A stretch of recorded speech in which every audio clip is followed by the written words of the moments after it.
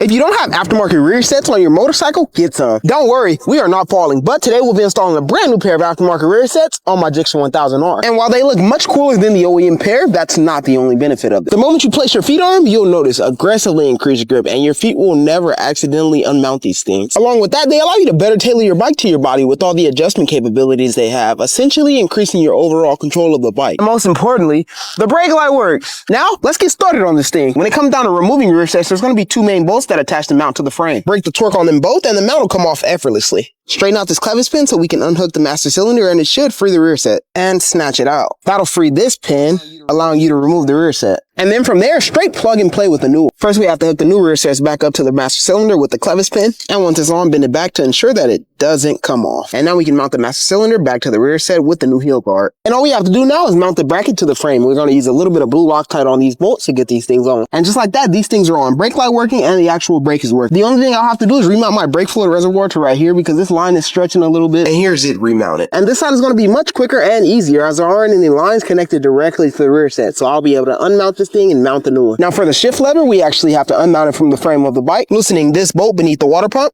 Disconnect the lever from the shift rod by loosening this nut and twist it off using the swivel joint. Tab a bit of blue Loctite on the new swivel joint and reattach it to the shift rod. Tighten the lock nut back to the shift rod, and now you can secure the lever back to the frame of the bike. It's that easy, and I must say the natural color on these rear sets look great on this bike.